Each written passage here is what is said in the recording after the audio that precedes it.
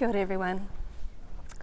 So my work as the Clear Fellow for Creative Arts and Industries has focused on pedagogies for teaching writing that relate to creative practice. I also think obviously that creativity is important for innovative thinking right across the university, so I'm hopeful that this presentation might be of some use to all of us, no matter what our discipline is. So in creativity research, the value of intuitive, playful and unpredictable studio methods is well accepted. However, conventional forms of academic writing emphasize research that is predictable and formulaic. In some circumstances, traditional academic forms of writing and the values underpinning them of proof, explanation, analysis, and rational linear argument may constrain rather than enable creative practitioners. I'm thinking about the value of a multi-perspectival position, of writing that evokes rather than proves a truth, of writing that opens up space to see the world in a new way through the vitality of language, or an interdisciplinary approach merging writing with drawing, photography or page design, rather than writing that follows preset rules of thesis structure. So my Clear Fellowship project has involved interviewing artist researchers, running workshops, exploring methods of writing that support creative studio practice, and creating an extensive literature review, focusing on how writing tends to be framed as a research practice in the arts. So I've found that writing in artistic research methodology is often positioned as being neutral and explanatory, rather than playful, experimental, and poetic or affective. So I'm wondering if this kind of tradition of having writing as explaining and describing ideas rather than innovatively experimenting and making new ones comes from the tradition of artists being written about by critics rather than artists evoking their own processes through writing. So I've found quite a minimal amount of work where creative practice research methods position writing itself as being creative or playful. And due to this, I've looked in other areas in my literature review. So I've moved to poetic ethnography, social sciences, experimental methods of ethnography, and other areas, and sort of compared them and brought them back to creative practice research. So in doing this, I've created a little writing toolkit for artists working in academia. I've called this Smudge Skittle, and I've tried to really focus on ideas of playfulness, experimentation, ambiguity, and openness, and the kind of values that that are central to working as artists in studio practice. So what I've done today is in following the value system of Smudge Skittle and of creative practice research, today I'm just going to present 10 provocations that have come out of my toolkit. Sticking with the idea of experimentation, I'm going to present a performative lecture demonstration with dance artist Val Smith. And we're aiming for as I said, playful and an open-ended and maybe ambiguous artistic approach to presenting research. So our first provocation is, let's see if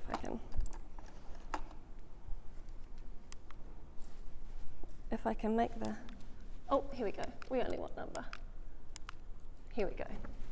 That our state of embodiment can shift the practice of our writing and the meaning that our writing produces.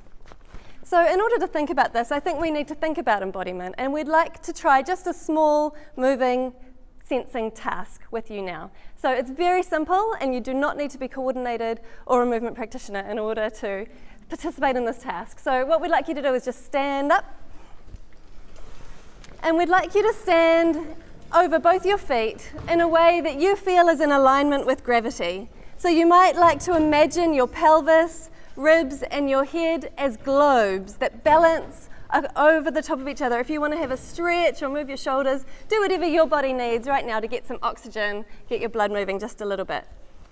And we'd like you to notice the symmetricality of your body. So you might want to close your eyes a little bit, or if you feel comfortable with that. So notice, does one side of your body feel larger or smaller than the other side, or does your body feel even on both sides? Does one part of your body feel heavier, or more spacious, or more compressed than the other? And notice your arms. Let your arms fall to the side of your body, and notice, do your arms feel the same length? Do they feel like they're symmetrical, or does one arm feel longer or shorter than the other? I'm going to ask you to notice your breath, your breathing, and if you haven't closed your eyes, if you want to try that now, can you release the muscles around the eyes? Can you allow your eyes to feel relaxed and spacious? And we want you to notice the small dance, which is the tiny shifts of weight occurring all the time to keep your body upright in relationship to gravity. So turn your attention to the movement of gravity through your physical structure. You may notice a slight swaying from side to side and front to back, or you may notice your knees responding to the shifts of weight. Just notice this constant, subtle dance we're engaged in with gravity and space and the bones of our structures. And then, when you're ready, slowly open your eyes. We're just going to go straight into a little movement task. We'd like you to write your name in the air with your right shoulder blade. So my name's Alice, so I'm just going to write Alice with my right shoulder blade. Yep, you can do it in whatever way is comfortable to you. It can be a small micro movement, or it might be a nice big sweepy movement that gives some space to your shoulder. Excellent work. When you're done with that, we'd like you to write the name of someone that you love with your right elbow in the space. So again, just the rules are don't hurt the person next to you, but you can write as big, you can turn around, get your spine moving, or you can just do it very small, whatever works for you, yep. And finally, we'd like you to imagine that your fingertips are paintbrushes, and you're going to write a word that you love in the air in front of you. You can write it big or small, whatever makes you happy, but just writing a word. If you don't want to lift up your arm, you can just quietly and subtly write it down by your side there, and just down here somewhere. Just write a word with your right fingertips in the space. Okay. And now we'd just like you to repeat our first task of doing what we call a body sensing map. So you're going to close your eyes, and again, just notice, and they can be just closed for a moment, or if you want to keep them open, that's fine. Just notice the difference between your two sides now. Do your arms feel the same length? Do your shoulders feel the same length? Do your ribs feel the same size on each side? Is there a different sense of lightness and heaviness between the two different sides of your structure? And just coming back to notice your breath again, and we're going to repeat those tasks on your left side. So opening your eyes if you want, and we're going to write your name with your left shoulder blade in the space.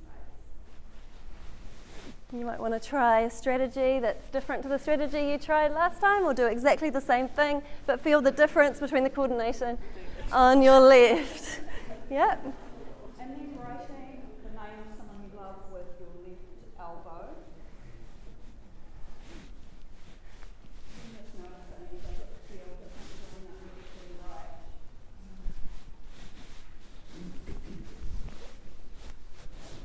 And with your left fingertips, writing a favourite word in the air as if your fingertips are paintbrushes.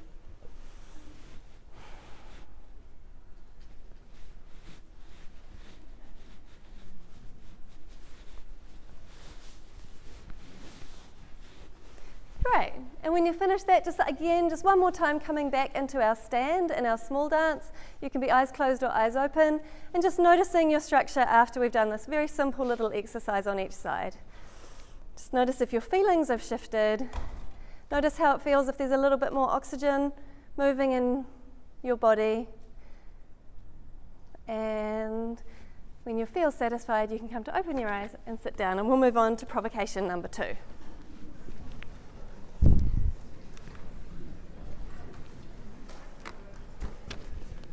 So our second provocation of Smudge Skittle is that style can enable new perspectives on how ideas are understood and shared. A focus on style involves experimenting with how you write, so this leads the content of what you are writing.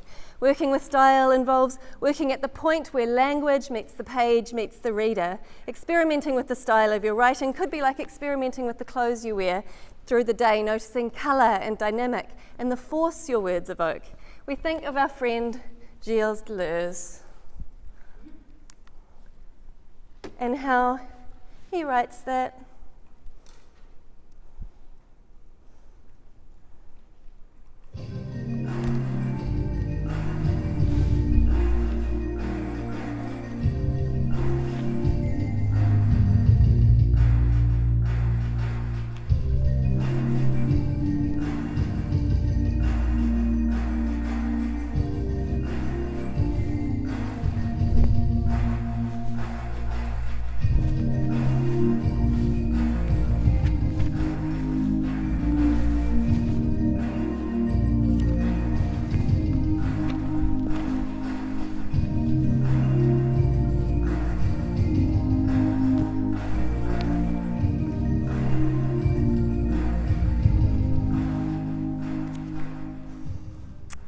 so our third provocation is that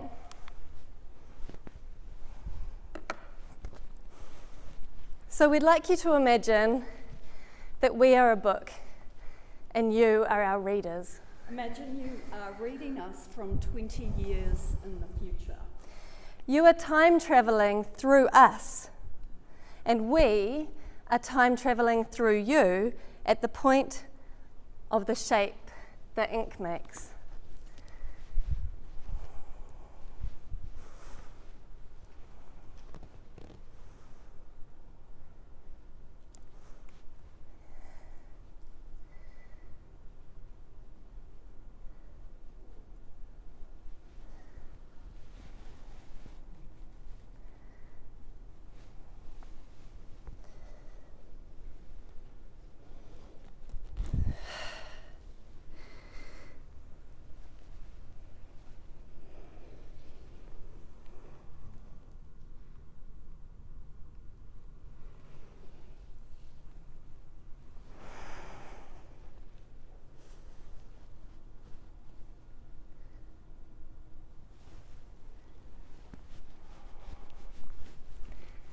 So the fourth provocation of Smudge Skittle is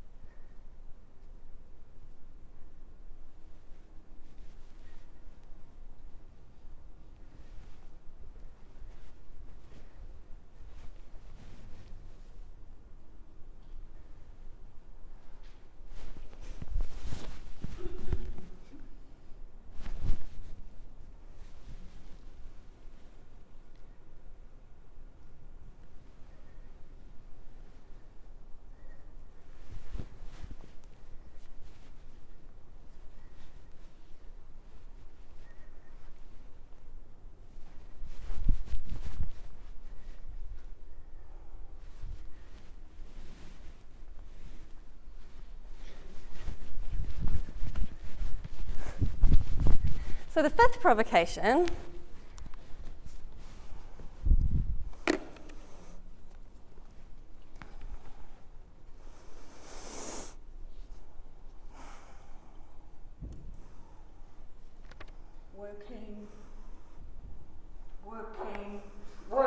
working in performance, they are always tempted to think about writing or even speaking as a kind of trying on of other people's clothes, a borrowing of power. I speak for a moment like my father. I assume the language of a teacher. I speak for one moment like they do in some movies. I borrow a phrase from a friend, a sentence construction from a lover, a writing that's more like sampling. So we can see writing as bigger, looser, more porous, and less prescriptive. Writing's horizon has changed. Its edges have become ragged. It has burst a little at the seams under the pressure of changing technologies of sight and sound and inscription, under the pressure of the flow of new kinds of communication that mix the spoken and the inscribed, that mediate between the stable and the unfixed, that enable everyone to become an editor, a publisher, a curator of print.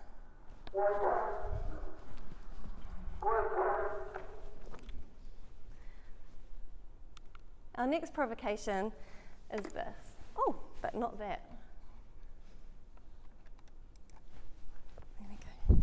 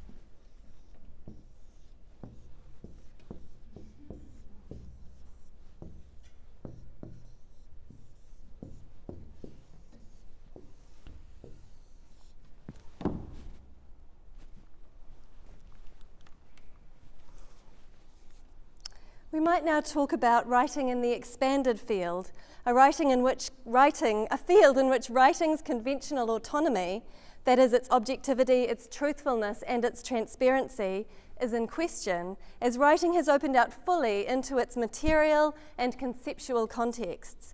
In this expanded field, language has weight, and it has material and visual freight. It has graphic presence that also carries meaning. Language can act as a form of dynamic exchange, a powerful conduit between the material and metaphysical or conceptual.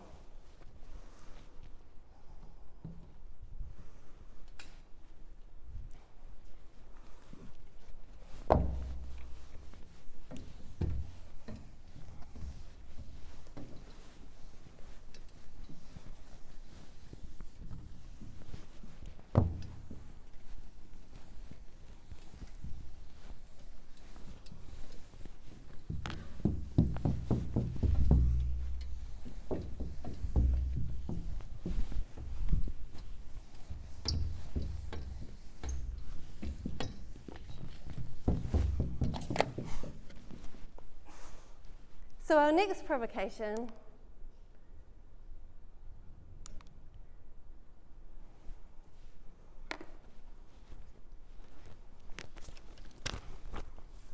Welcome to Research Methods 101. I'm here to teach you how to write a thesis. Your thesis will be organised into 5 key sections. Introduction, in which you introduce key concepts, research questions, and the significance of these. Your literature review, in which you present your methodology, in which you tell us how you will go about responding to your research question, including the values and philosophies underpinning your research. And your analysis, in which you, yes, Val? What will my literature review read like? It will be balanced, critical, and knowledgeable. It will be clear and informative. It will provide big picture context and detailed discussion of key issues. Can I write in first person? Absolutely not. Academic writing is not subjective, it is trustworthy. You want to convey a sense of neutrality and robustness in your writing, not give the opinion of a singular individual. So, your analysis will tell us what you found, your conclusion sums up key issues and hammers home the significance of your research. We are left feeling like your research is valid and valuable and well planned. It's like Sean Sturm over here says, academic writing is based on juridical assumptions. You're proving a truth. The style of academic writing must convince us of your argument. But I'm not proving a truth. I'm a practicing artist. I'm opening possibilities for new forms of performance. I don't want to suggest that my way is the right way. I want to invoke the idiosyncratic logic of a creative process in its complexity. The thinking is much more poetic than legal. It's more intuitive and relational than it is pre-planned. The writing needs space for emergence. It's not discovering a truth. There is no data. So this is what I need. I need the model my thesis takes to be responsive to the form of artistic experimentation developed through my creative research. I need my writing practice to be as open as my studio practice.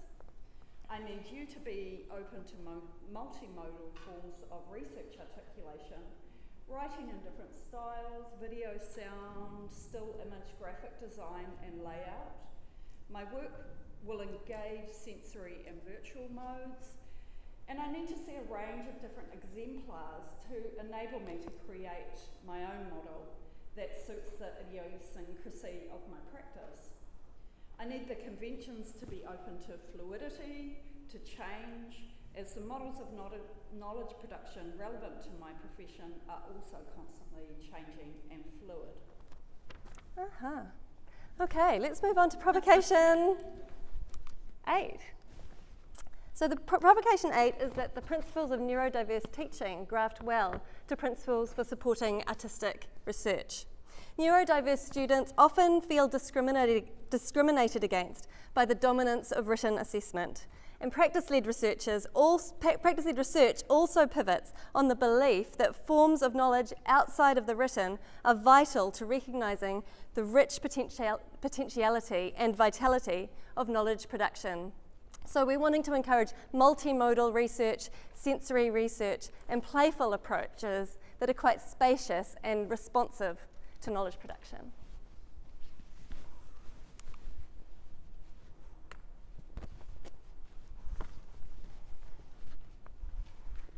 Multimodal. Spatial plasticity. Mixed genres. Journal as a space for ideas to incubate and nest. Journal as a space to fold time over time. Journal as a sensory comfort item. Journal as the seam holding abstract and material modes of practice together. And finally,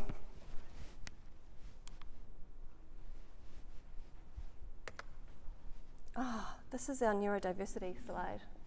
Sorry, we should have put that up before.